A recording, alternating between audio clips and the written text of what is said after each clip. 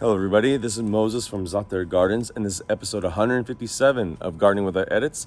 I'm going to show you something leading from another video from a while back. I'm going to show you something on what's interesting when the weather starts dipping.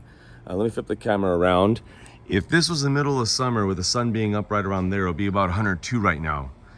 Probably around 102, 103. Right now, I'm not too sure of the temperature, but it's nice outside. So I'm assuming it's 82, 85. It's nowhere near above 90 right now. And because of that, because of the cool down in weather, plants start to push growth. You can see right here, the apple is starting to push growth everywhere.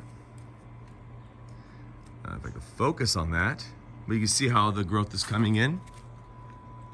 Now, this is the reason you see all the fresh cuts. This is the reason why I told everybody to cut a few episodes back, to cut everything down. This is the apple, the peach back there, another apple. You can see a lot of new growth, little stragglers here and there, and the dapple dandy all cut in the top. So, because when the weather starts dipping again, the plants will push growth.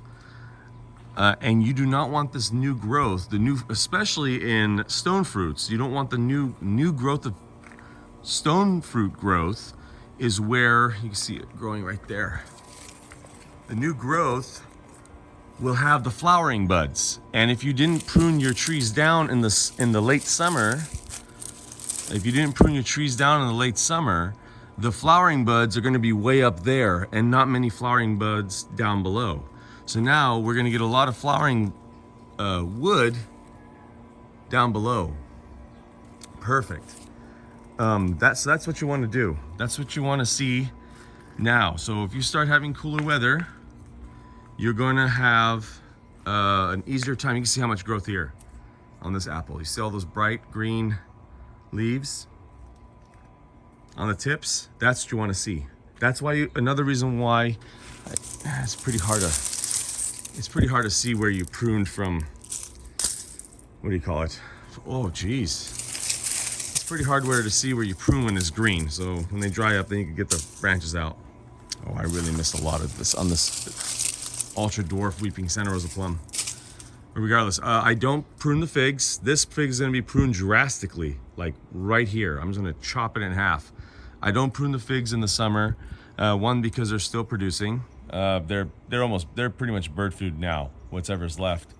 And I don't like it oozing in the summer. It'll stress the tree. I've noticed figs being stressed if you prune heavily in the summer.